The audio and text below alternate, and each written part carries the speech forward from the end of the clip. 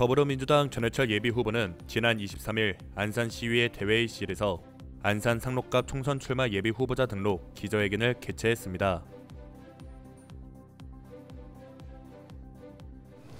시민 여러분, 안산 시민 여러분, 안산 상록갑 주민 여러분 안녕하십니까? 저는 어제 22대 총선에서 더불어민주당 후보로 출마하기 위해 예비후보로 등록했습니다. 좋은 정치는 정책이 국민의 삶에 실질적으로 도움이 되도록 하며 공정, 정의, 혁신을 통한 개혁과제가 우리 사회 곳곳에 뿌리내리고 그 결과가 국민께 온전히 돌아갈 수 있도록 하는 정치입니다. 22대 국회는 정치가 문제를 해결하는 일들을 더 적극적으로 할 수 있어야 합니다.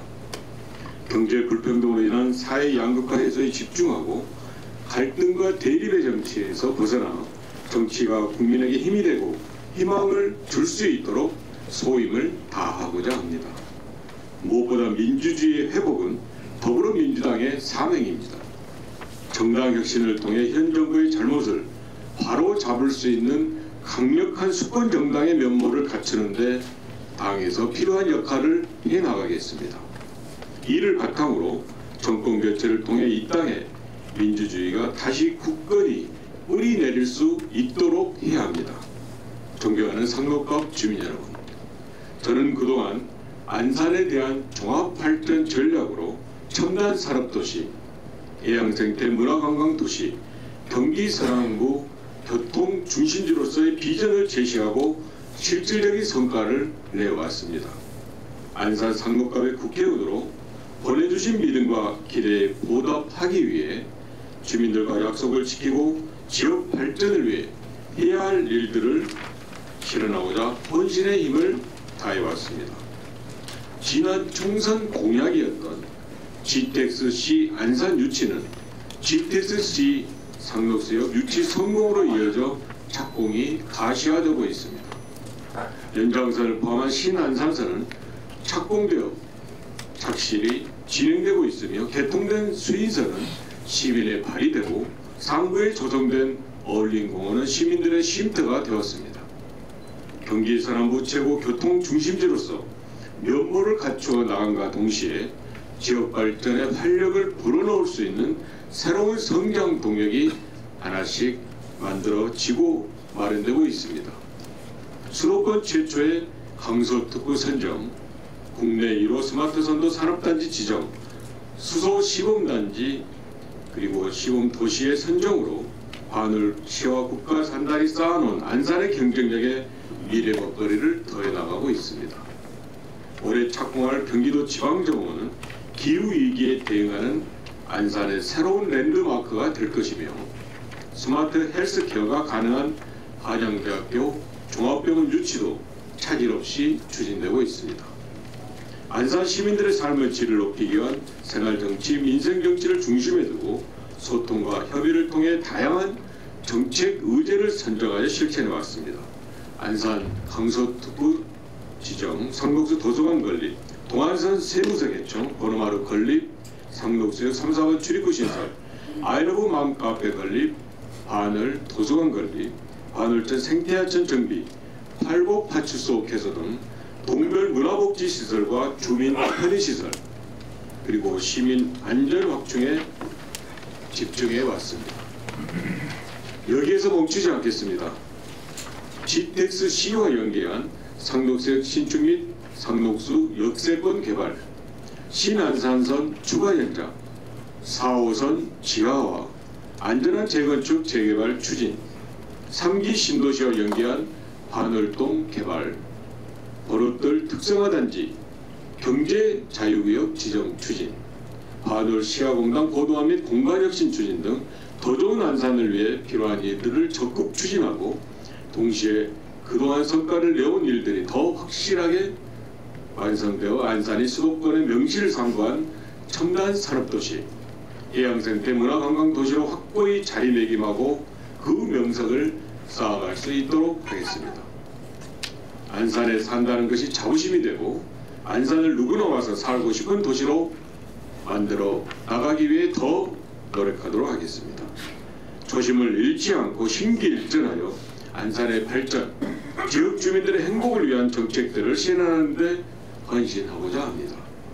지역 주민들의 삶에 힘이 되고 안산에는 전해철이 있다는 자부심과 믿음을 드리는 정치, 공정하고 정의로운 대한민국을 만드는 데 앞장서는 좋은 정치를 하겠습니다. 안산 상록갑 주민 여러분, 제가 가는 길에 함께 동행해 주십시오. 그 믿음의 성과와 실천으로 보답하겠습니다. 감사합니다. 종합뉴스 김대영입니다. 우리 전해철 의원님도 잘 아시다시피 안산은 종합병원이 부족합니다. 그래서 한양대 종합병원 유치를 확정했는데 한양대 종합병원 현재 추진 사항을 자세히 설명해 주시면 감사하겠습니다. 예, 제가 오늘 그 출마 선언문에도 그 헬스케어를 할 수 있는 대학병원에 대해서 확실하게 하겠다라고 공약을 했는데 그 공약이 사실은 많이 실천되고 또 상당 부분 진전되어 있어서 제가 공약을 하면서 굉장히 마음이 편했습니다. 아시다시피 이제 안산에는 고대병원이 있지만 많은 분들이 인구수에 불구하고 또 하나의 대학병원이 있으면 좋겠다. 특히 상록구에 있는 분들이 대학병원이 그쪽에 하나 더 있으면 좋겠다라고 해서 한양대와 많은 이야기를 했습니다. 전임시장 때부터 MOU를 체결하고 다행스러운 것은 한양대가 수도권에서는 사실상 유일하게 당시에 혁신 파크로 혁신 캠퍼스로 선정이 돼서 한양대가 여러 가지 산업적인 또 산업 협동을 하는데 크게 도움이 됐습니다. 그런 것의 일환과 또 하나는 잘 아시다시피 저도 얼마 전에 현장에 다녀왔습니다만은 신안산선이 올해 말이면 사실상 완성되고 실제 개통은 내년 4월에 기차가 다닙니다만은 열차가 다니지만 공사는 거의 마무리될 수 있어서 그 현장을 가봤더니 저희 현장 그러니까 한양대 후문 에리카 캠퍼스 거의 다 돼 있더라고요. 그 신안산선의 준공이 또한 한양대 그러니까 산업협력을 할 수 있는 그 혁신 캠퍼스로 된 것 그리고 또 하나는 신안산선의 준공이 한양대가 대학병원을 만드는데 여러 경쟁력을 갖추는데 크게 도움이 돼서 그동안 MOU 단계에 머물렀던 한양대학병원이 이제는 구체적으로 만들겠다라고 해서 작년에 용역을 시작했습니다. 그 용역도 한양대만의 용역이 아니라 안산시의 예산과 그리고 한양대학병원의 예산에 의해서 용역을 실시했고 작년 12월에 중간 제가 보고 또 과업지휘서를 봤더니 말씀드린 바와 같이 병상수 그리고 또 한양대가 좀 더 경기 서남부에서 경쟁력 있는 대학병원을 만드는 데 필요한 여러 가지 요건과 내용을 갖춘 그런 과업지휘서에 의해서 용역이 실시되고 있습니다. 그런 의미에서 저는 대학병원을 건립하는 것은 상당히 많이 왔고 그런 부분에 대해서 확실한 이행을 담보하고 물론 이제 한양대와 또 한양대학재단 등이 관련해서 안산시에 이야기하거나 또는 정부에서 해야 될 것 등에 대한 많은 요구도 있고 협의도 있습니다만은 그런 부분을 하나하나 착실히 챙겨 나간다면 제가 공약했던 상록구의 대학병원 유치가 잘 될 수 있다라고 생각을 하고 있습니다.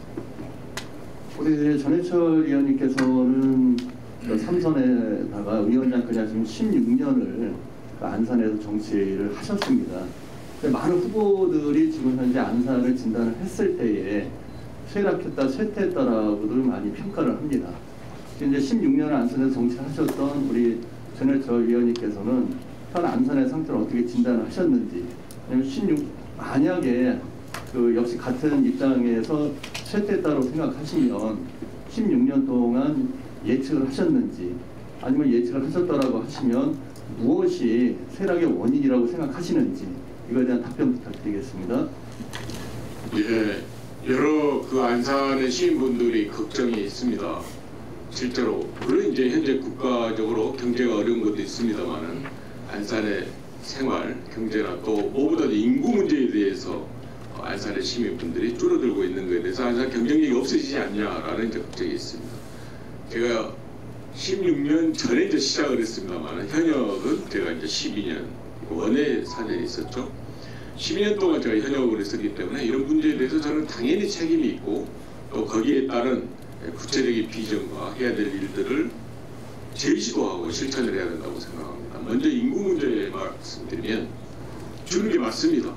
근데 잘 보면 현재 한 72만 3천 5천의 안산 인구 중에 8만 5천여 분이 다문화입니다.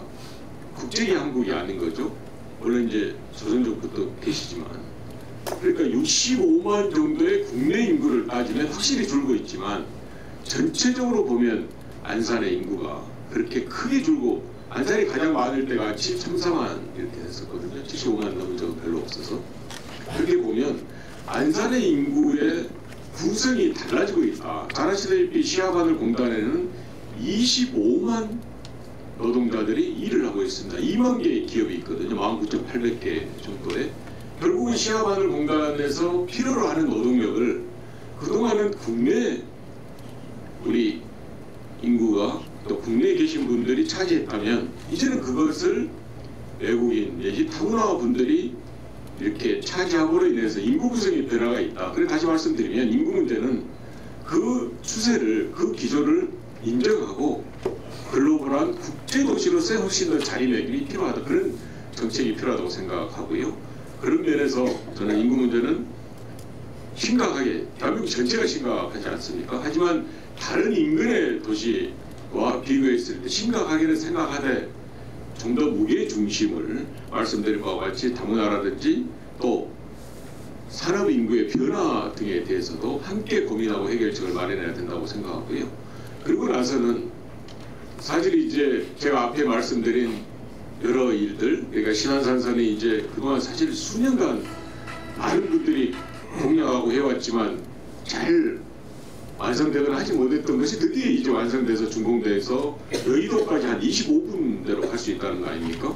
그리고 수인선은 당연할 것 같지만 사실 그것도 10수년 이상 많은 분들이 이야기했던 수인선이 개통돼서 거기에 있는 하루 이용객만 해도 한 4,500여 분, 그러니까 상록수역이 한 13,000~14,000 분이라고 생각하면 정말 많은 분들이 사이역을 이용하게 되고 있고요. 제 지역구를 기준으로 하면. 그리고 GTX-C가 말씀드린 대로 상록수역에 오면 그냥 GTX-C에 역이 하나 생긴 게 아니라 상록수역 전체가 저는 바꿔질 수 있는 계기가 되고, 그리고 광명 가서 탔던 우리 KTX를 이제 초지역에서 탈 수 있으면 안산이 정말 경기 서남부의 교통 중심지로서 자리매김해서 한 걸음 더 나갈 수 있는 것이 있다고 생각합니다. 그런 일들을 제가 만들고 협의하고 해왔는데 또 우리 김태인 기자가 이야기한 대로 전체적으로 화성의 인구나 시흥이나 등을 보면 안산이 그동안 산업도시로서의 큰 자리매김에 소홀하지 않냐, 떨어지지 않냐라는 말씀도 저는 맞다고 생각합니다. 그래서 제 공약을 보시면 이전에 비해서 약간 달라진 것이, 예를 들면 4호선 지하화는 10수년 이상 많은 분들이 공약을 했는데 되지 않았습니다. 4호선 지하화를 한다고 생각해 보시면 70만 평방미터 정도가 지상에 거기 면적이 생긴다고 한다면 얼마나 다른 안산의 모습이 나오겠습니까?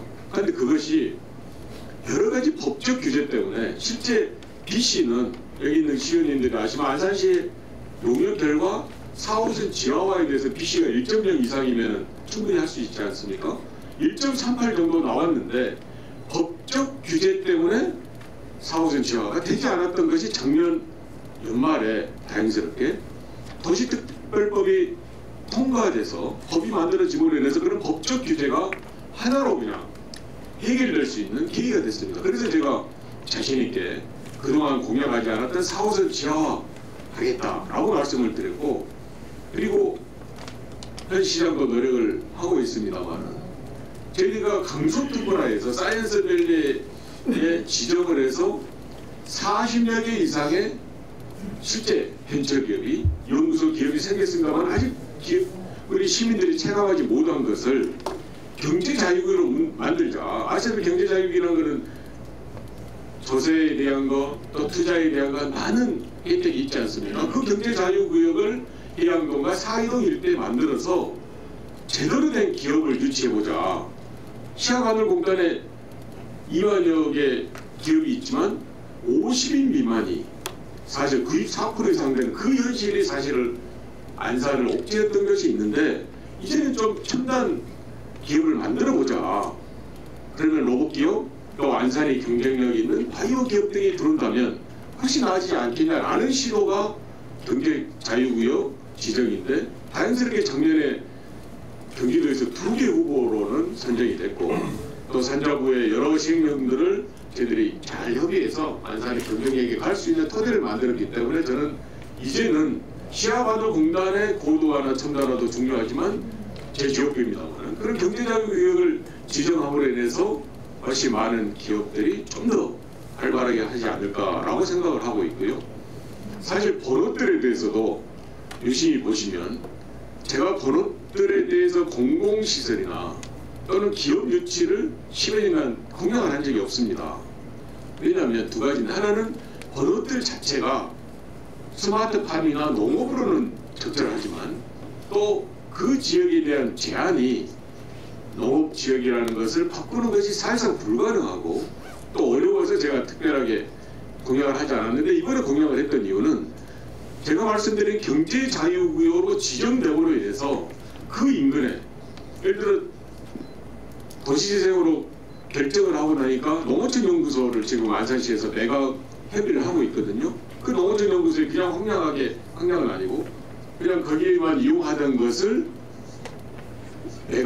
매수할 수 있게 되듯이 경제자유구역으로 선정됨으로 인해서 그 일대가 기업을 할 수 있는 여러 가지 유리한 조건을 갖춰지면 이제는 번호들에도 기업을 유치할 수 있고 하겠다라고 제가 이제 공약을 하면서 그리고 터미널 등 공공시설도 번호들로 갈 수 있겠다라고 해서 제가 번호들에 대한 공약을 했는데 물론 저의 상록갑 지역만을 가지고 안산이 다 바뀔 수는 없지만 제가 말씀드린 바와 같이 그동안 해왔던 시아바늘공단에 대한 고도화라든지 또 4호선 지하화라든지 경제자유구역 지정 그리고 번호들에 대한 기업 유치까지 포함하면 저는 조금은 그동안 교통의 중심지로서의 안산의 자리매김이 이제는 더 나은 기업 그리고 시민분들이 체감할 수 있는 그런 안산의 정책 실현이 될 수 있다 생각을 해서 그런 방향으로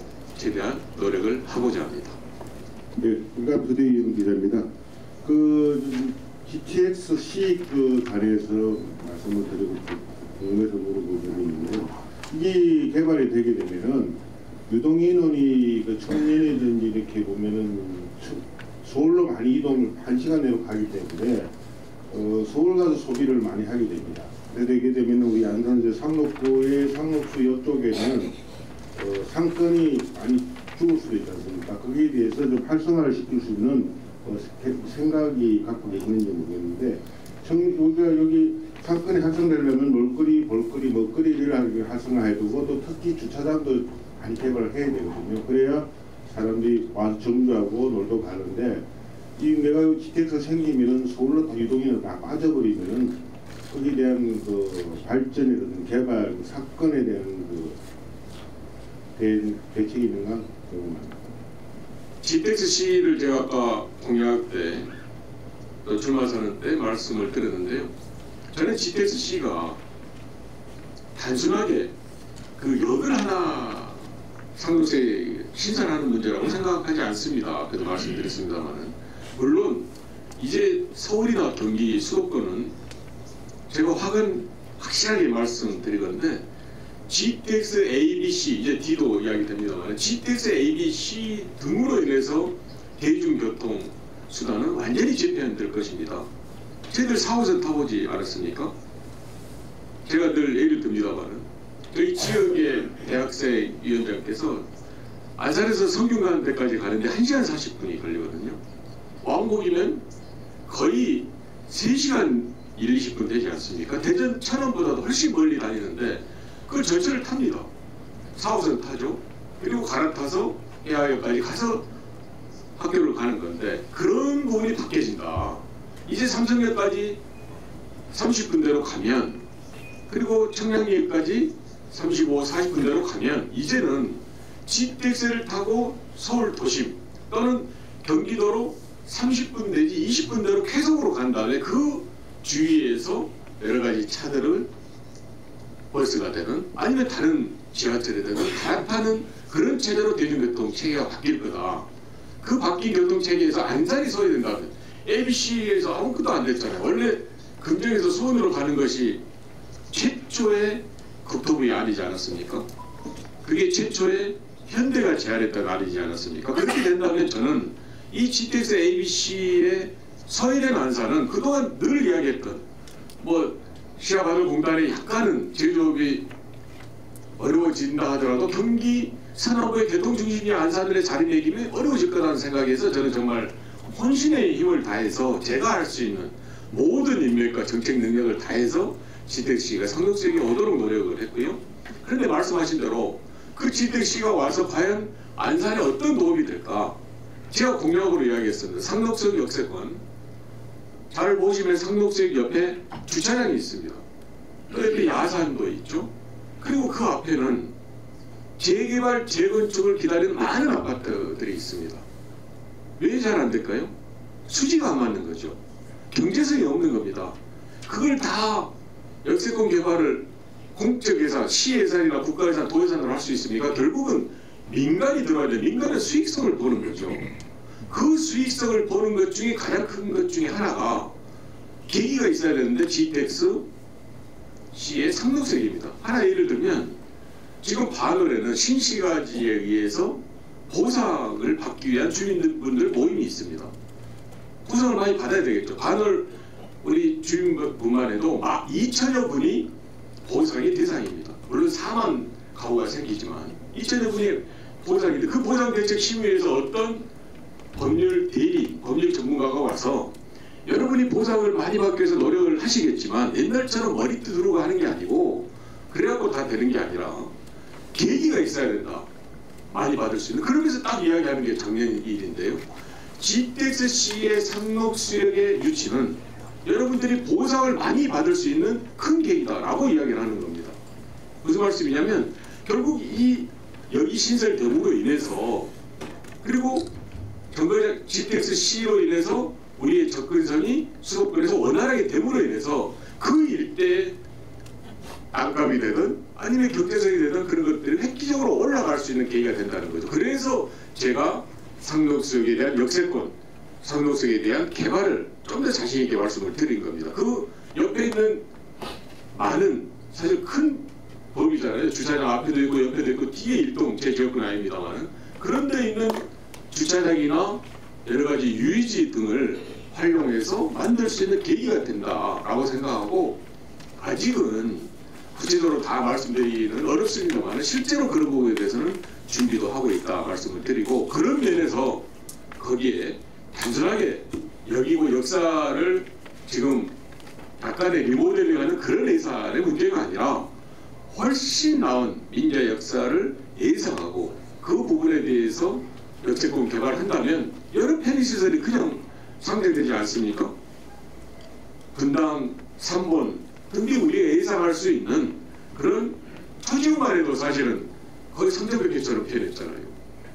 90년대 가장 어떻게 보면 번화하고 안산의 관문이라는 데가 상록수역이지 않았어요. 중앙역보다 나은 모습이 수해라까지는 아닙니다만 침체되어 있는 그 상록수역에 여러 가지 역세권 개발한다면 저는 오히려 많은 인구가 유입되고 그래서 활용하고 그게 앞으로 나아가서 월드, 태영, 신안, 우성 등의 재개발 재건축이 이루어진다면 훨씬 나은 상권이 형성돼서 오히려 인구가 유입되고 시민분들에게 편의를 줄 수 있다. 저는 그렇게 확신을 하고 있습니다. 네, 중부일보 이태우 기자입니다. 지금 말씀하신 대로 사실은 출마 기자회견인데 자꾸만 정책적인 부분을 여쭤봐서 죄송하지만 뭐 경선은 자신 있으시다고 하시니까 정책적인 부분 하나만 더 여쭤보겠습니다. GTX-C 관련된 부분인데 사실은 이게 많은 예산을 들여서 가져오긴 했지만 1시간에 한 대씩 뭐 하루에 18번 다닌다는 이런 부분에 있어서 좀 시민들의 불만이 좀 있는 건 사실입니다. 사실 출퇴근 시간에 증편도 불가능하다고 하고, 그다음에 이미 3,100번에 3,310까지 강남으로 한 40분 정도에 갈 수 있는 노선이 10분에 한 대씩 다니는 상황에서 30분, 10분, 20분 당겨지는 것이 1시간에 한 대씩 다닌다는 것이 과연 얼마나 큰 도움이 될지, 그리고 증편이 거의 불가능하다고 제가 들었는데 이 부분에 대한 해결책이 있는지 좀 궁금합니다. 지금 신안산선 같은 경우에도 그 횟수나 또는 차량에 대해서 문제제기가 있었습니다. 왜 차량 숫자가 그렇게 되죠? 라고 했을 때 차량 그 대수, 그걸 이제 그 지역에 있는 분들이 그걸 알고 이야기했을 때 제가 거기에 대해서 철도청이나 국토부에 자세하게 받았어요. 답은 뭐냐면 현재 예상되는 그런 유동인구나 또 현재 이용 시민의 숫자로 보면 그게 충분하다는 겁니다. 그러니까 그 정도로 해서 번점이 나오지 않는다라고 하는 것을 극복하기 어려웠어요. 다시 말씀드리면 시작을 하고 나서 그 부분에 대해서는 충분히 바꿔갈 수가 있는 겁니다. 일단은 철로와 그리고 기차가 다니는 것이 중요한 거고, 그 이외의 증편 등에 대해서는 저는 얼마든지 만들 수 있다라고 생각하고, 이걸 이제 제가 하나 말씀드리면 이 신안산선이 안산 상록수로 오게 된 것은 저나 또 여러 사람의 노력도 있었지만 사실은 기술적인 문제가 있습니다. 금정역에서 수원역까지가 이 신안산선이나 또는 GTX 같은 경우에는 아시다시피 엄청난 고속이잖아요. 보통의 지하철이 한 지하 20m 정도 내려간다면 이건 지하 40에서 50m 내려가고, 보통의 지하철이 30 내지 40km인데 이 GTX나 신안산선 등은 특히 GTX는 100km 이상이거든요. 고속과 그리고 엄청난 속도로 달리기 때문에 이 용량이나 등등이 기존의 철로에서 감당하기 어려운 부분이 있어요. 그래서 금정과 수원역에서는 지금 만들어지는 GTX-C가 다 감당이 안 됩니다. 그걸 최초의 제안서에는 금정까지 와서 수원을 못 가니까 용량이 확보가 안 되니까 과천에서 회선하는 걸 바꾼 거예요. 그것을 제가 그 설득을 했던 논리는, 아니 그렇게 하면 이 GTX-C라는 게 서울 사람만 좋아지는 거지 과천에서 바꿔버리면 그 용량 때문에 못 간다면 그걸 당연히 안산 쪽으로 와야 안산, 시흥 그리고 화성까지 앞으로 경기 산업부에 있는 수백만의 분들을 GTX의 혜택을 소외시키는 거 아니냐라고 설득을 했던 거거든요. 그래서 결국 상록수로 왔는데, 말씀드린 대로 이 상록수로 온 게 GTX의 끝일까요? 저는 절대 그러지 않습니다. 사실 이번에도 어려움이 약간 뭐였냐면, 저는 상록수역에 와야 된다고 생각을 하는데 안산 내에서도 다른 역으로 가야 되지 않냐라는 의견이 있었고, 시흥에서는 굉장히 강한 주장이 있었습니다. 근데 아시잖아요. 신안산선을 만들 때 착공이 굉장히 늦었던 이유가 뭡니까? 여의도에서 오는데 안산으로 오는 거에 대해 시흥 쪽에서 엄청난 반대를 했죠. 안산으로 오는 게. 그래서 신안산선이 어떻게 됐어요? 결국은 Y자로 됐잖아요. 타협의 여지였죠.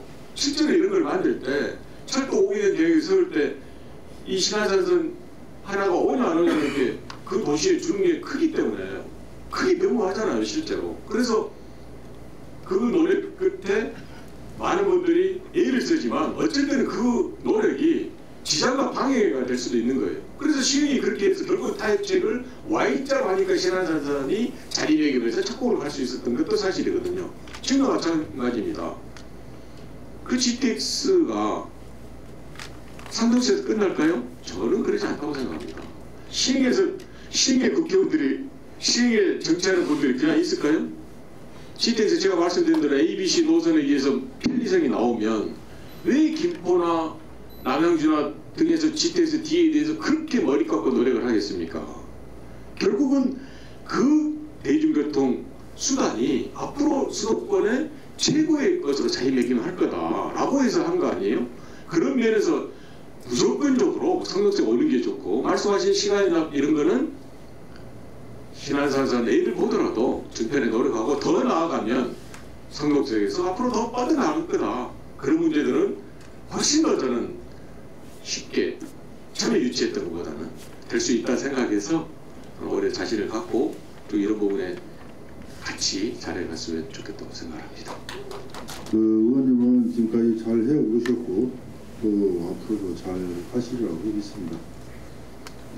국회의원은 지역의 의원이긴 하지만 저는 나라 일이 걱정돼서 두 가지만 좀 어려운 질문이기도 한데 어떻게 생각하십니까? 요새 물가가 폭등해서 6,000원짜리가 12,000원으로 올라가고 경제가 엉망입니다. 그걸 어떻게 생각하시는지 첫 번째 물어보고 싶고요. 두 번째로는 지금 TV에서도 계속 방송되고 있지만 인구 절벽으로 출생률이 0.67 이렇게 나오고 있습니다. 그걸 어떻게 생각하시는지 말씀해 주시기 바랍니다. 중앙정치 그 부분에 이제 조금 제가 약간 이제 대답할 때 서서를 좀 말씀드리는 게요. 또 질문하셨기 때문에 그동안 제가 하고 싶은 이야기도 이렇게 우리 안산 시민분들께 주민분들께 할 기회라고 생각해서 말씀드리니까 조금 장황히도 이해해 주시고요. 아무튼 질문에 대해서는 한 분 한 분이 지금 기자분들이 정말 애정 그리고 안산에 대한 또는 정치에 대한 관심에 의해서 해주셔서 감사드립니다. 먼저 말씀드린 거는 딱 정확히 지적을 했습니다만은 국회의원은 저는 중앙정치 그러니까 표현을 했습니다. 그렇게 하셨습니다만은 대한민국을 위한 일도 당연히 해야 된다고 생각합니다. 물론 지역에 소홀히 하면 지역에 아주 냉혹한 평가를 받겠지만 국회의원의 또 소양은 또 소임은 국회에서 중앙에서 하는 거지 않겠습니까? 사실 제가 21대 국회에서 1년 6개월 정도를 행정안전부 장관을 했습니다. 저로서는 당시 코로나 상황에서 중대본 2차장으로 최선을 다했고 코로나 상황에 대해서 여러 평가가 있지만 적어도 전화 당시에 행안부에 있는 분들은 제가 자세히는 말씀드리지 않지만 열심히 했다. 정말 최선을 다해서 대한민국이 그런 얘기를 극복하기 위해서 했다. 제가 행안부 장관 할 때 재정분권이라 해서 지방으로 가는 예산을 그동안 있던 거에 비해서 획기적으로 늘렸거든요. 예를 들어서 지방 소멸 다 걱정하는데 말로만 하던 걸 10조의 예산을 확보를 해가지고 지방 소멸로 매년 1조씩 쓰는 것을 했거든요. 이런 일들이 지역에서는 당장 장관을 하니까 지역의 행사도 갈 수 없고 또 지역에 여러분들 많이 못 빼서 아쉬움은 있지만 저는 또 한편으로는 그런 일들도 하라고 저를 선출해 주셨다라는 생각에서 항상 자부심을 갖고 일을 했다고 말씀을 드리고요. 그런 면에서 중앙의 일들을 하는 것은 또한 국회의원의 소임이라고 생각합니다.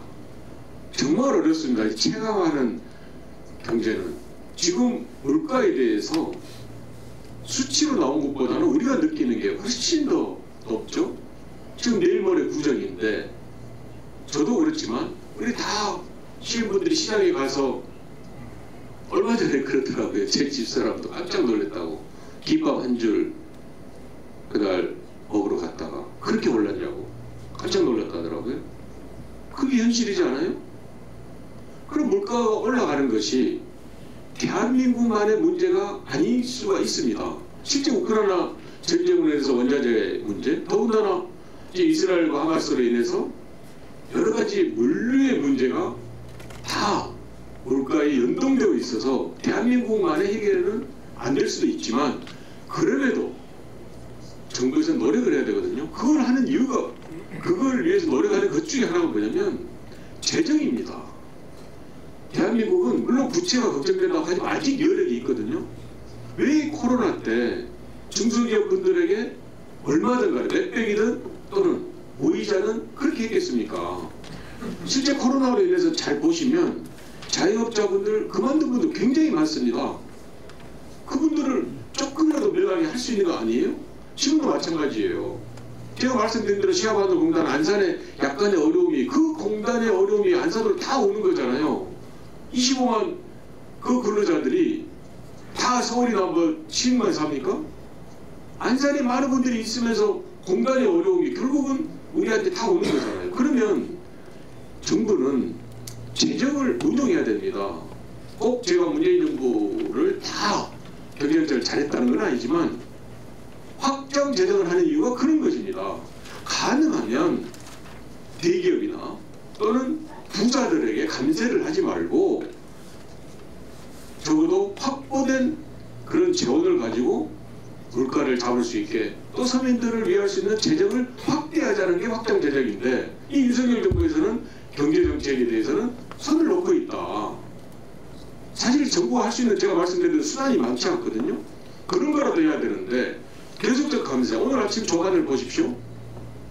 3억 이상의 수입이 있는 사람의 실제 세금 부담률이 떨어지고 있다는 거지 않나요? 물론 그분들이 다 나쁜 분들도 아니고 대한민국에 훌륭하시고 또 많은 수입을 얻어야만이 다 잘 살게 되는 건 맞지만 그럼에도 하루 다음에 나오는 그 수치가 5천만 원 이하의 수입이 있는 분들은 오히려 그 부담이 높아지고 있는 이런 현실이 결국은 말씀드린 대로 어려운 경제에서 서민분들에게 더 어렵게 하고 있다. 이런 경제정책에 대한 것을 저는 심각하게 생각하고 물론 제가 야당이기 때문에 그걸 집행할 수 있는 권한은 없기 때문에 이렇게 지적하는 것으로 그칠 수는 있습니다만은 그럼에도 국회에서 끊임없이 이번에도 그랬잖아요. 예산을 가져왔을 때 그 예산에 대해서 예를 들어 R&D 예산 같은 거 보십시오. 연구 예산을 1년 만에 결과가 나오겠어요? 코로나가 있어서 백신을 뒤늦게라도 우리나라 기업에서 만들었잖아요. 코로나 백신 같은 것을 누가 예상해서 어떻게 만들겠어요? 그래서 R&D 예산이라는 것은 5년, 10년 두고 해야 되는데 그걸 다 줄여버리니 이런 것은 안 된다고 해서 조금은 올렸는데 아무튼 야당에서는 이와 같이 어려운 경제 현실에 대해서 저는 당연히 동의하고 할 수 있는 것은 그래도 여당에 좀 더 노력의 주입사 그리고 재정을 확대하고 필요한 일을 쓸 수 있게 하는 것들에 대한 문제제기를 계속하고 있다고 말씀드리고요. 인구 문제는 정말 너무 어렵습니다. 지금 0.78인가요? 너무 어렵고요. 엊그제 모처럼 언론사에서 칭찬을 했더라고요. 그날 공교롭게도 민주당과 국민의힘이 인구 문제에 대한 정책을 같이 공약을 발표했어요. 사실 엊그제 제가 정말 굉장히 좋아하는 후배인데요. 하남의 국회의원 한 분이 불출마를 했습니다. 그분이 이제 저하고 뭐 생활 많이 했어요. 제가 하는 아세요? 저 민주주의 4.0이라는 의원들 한 50여 군데는 모임의 이사도 하고 또 그 전부터 대학도 가고 해서 여러 가지 이야기를 했는데 그 의원이 국회 내에서 인구특위를 하면서 여러 이야기를 했는데 그 불출마 선언의 한 구절에도 나와 있습니다만은 도대체 무슨 정책을 하나를 만들고 토론하고 만들어가는 게 하나도 없다. 그렇게 인구절벽 이야기하면서 심각하잖아요. 대한민국의 인구가 이렇게 줄면 누가 이해를 합니까? 대한민국의 성장 동력을 누가 만들겠어요? 그런데 거기에 대해서 여야가 제대로 합심해서 하는 인구특위 만들어놓고 하나 못하는 이 현실에서 내가 왜 정치를 해야 되냐라고 하면서 불출마 거기에 이렇게 이야기를 해놨는데요.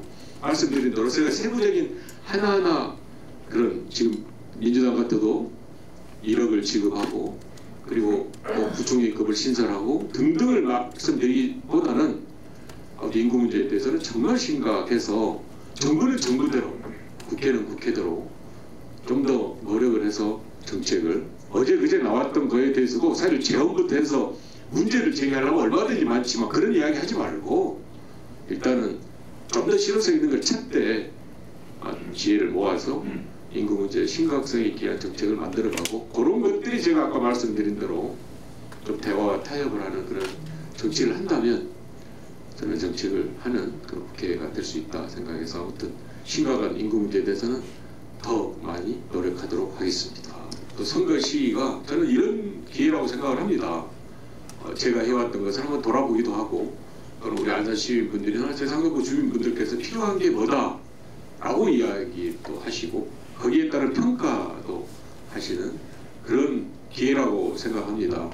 제가 어제 예비후보 등록을 했습니다만은 앞으로 남은 기간 많은 기간 아닙니다만은 경선, 본선 때 많은 이야기 듣고 또 제 이야기도 하고 필요하면 아까 몇 가지 공약에 대한 현실성이나 또 구체성에 대해서도 지적을 해주셨습니다만 잘 이야기 들어서 제 공약도 잘 다듬고 해가지고 제대로 된 모습으로 평가받고 판단받도록 하겠습니다. 오늘 장시간 고맙습니다.